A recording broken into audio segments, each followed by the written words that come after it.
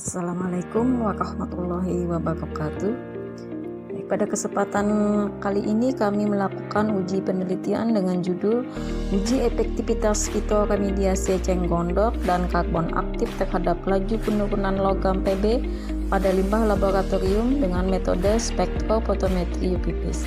Dengan saya sendiri sebagai ketua, Lina Malina, dan Yayan Kamelia sebagai anggota. Kami dibantu oleh 5 tenaga asisten. Tujuan penelitian kami pada kesempatan kali ini adalah mengkaji tingkat efektivitas fitoremediasi eceng gondok itu sendiri terhadap laju penurunan kadar logam Pb, kemudian mengkaji tingkat efektivitas fitoremediasi dengan penambahan eceng gondok dan karbon aktif. Kemudian selanjutnya kita akan ingin mengkaji tingkat efektivitas penggunaan spektrofotometri UPPIS. Karena seperti kita ketahui bahwa berdasarkan Standar Nasional Indonesia SNC 89110/2021 untuk cara uji kadar logam pada limbah itu menggunakan SSA dan ICP. Namun keberadaan SSA dan ICP ini sangat minim dan terbatas di kalangan atau di lingkungan laboratorium, sehingga kita mencoba menggunakan alternatif lain, yaitu dengan metode spektrofotometri UPPIS. Nah, penelitian kami ini melakukan atau menggunakan yang pertama perlakuan A itu dengan peralihan eceng gondok dan limbah laboratorium. Kemudian perlakuan B kita tambahkan eceng gondok, karbon aktif, dan limbah laboratorium.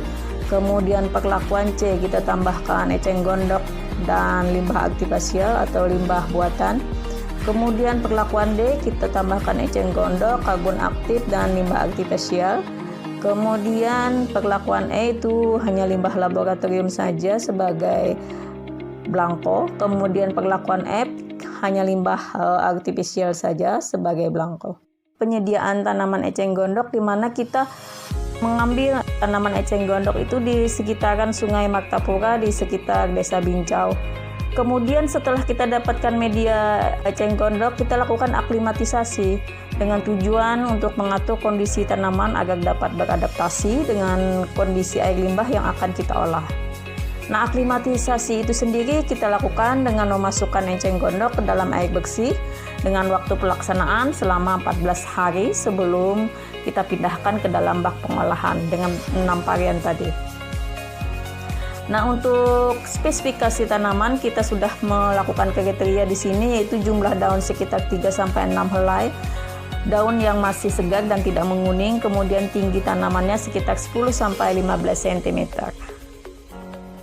Nah, kemudian langkah selanjutnya yaitu kita lakukan proses fitoremediasi dengan limbah cair laboratorium. Sampel limbah laboratorium kita masukkan sebanyak 5 liter ke dalam bak ya masing-masing, berukuran sama dalam 6 bak tadi.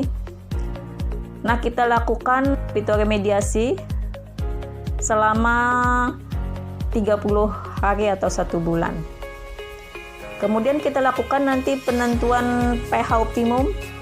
Setelah didapatkan pH optimum, kita lakukan untuk membuat larutan standar untuk membuat kurva kalibrasi.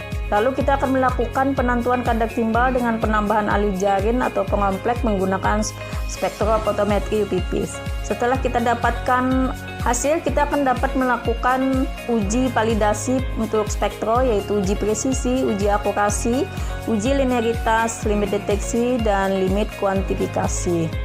Nah, setelah kita validasi spektrofotometri ini, kita lakukan pengukuran kadar Pb sampel air limbah laboratorium. Nah, setelah kita lakukan penelitian, pengamatan tadi kita lakukan mengukur kadar logam berat Pb pada waktu kontak 1-30 hari dengan spektro. Data yang kita peroleh untuk nantinya akan kita plot terhadap waktu perlakuan sehingga kita peroleh kurva yang menunjukkan kemampuan eceng gondok dan penambahan karbon aktif dalam proses fitoremediasi. Dengan penelitian ini diharapkan pemanfaatan eceng gondok yang dianggap sebagai gulma dapat bernilai positif sebagai media fitoremediasi dengan kombinasi karbon aktif, diharapkan dapat mempercepat proses penyerapan kadar logam dalam limbah, khususnya limbah laboratorium. Demikian proses penelitian kami. Semoga dapat bermanfaat. Kami ucapkan terima kasih.